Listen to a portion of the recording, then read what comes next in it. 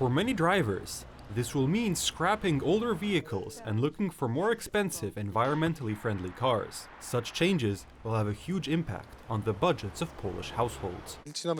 Let's count. A new car, 150,000 zlotys.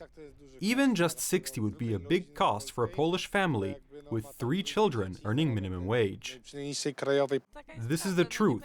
We won't be able to afford it. Not everyone can afford to just buy a new car on short notice.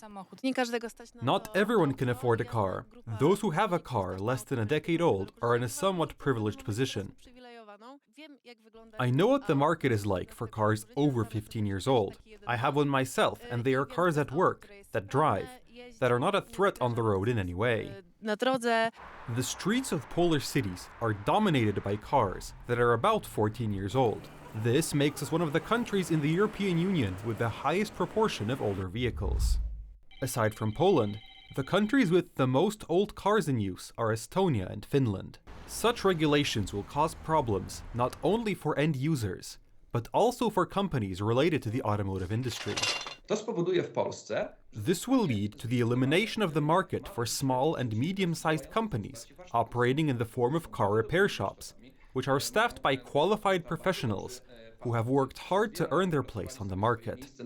I think we will definitely feel it in one way or another, because so far, we have felt all the restrictions that have been introduced. Customers are already asking what's next, what about emissions, what restrictions will apply to our service. The planned regulations are part of the Fit for 55 program, which aims to reduce emissions from transport by 55% by 2030. This is expected to help reduce pollution from older, less environmentally friendly vehicles.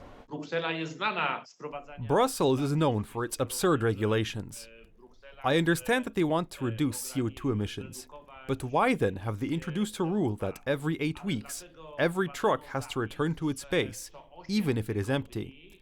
Does that not cause a lot of CO2 emissions? Well, that's not what the EU is looking at. This is another regulation after the Clean Transport Zone laws, which de facto excludes the less affluent. They will be condemned to public transport, which is not well developed everywhere. Climate transformations must be fair, but it must not affect citizens or make them poorer. Experts point out that, if this provision actually goes into effect, drivers should receive subsidies to replace older vehicles with cleaner ones.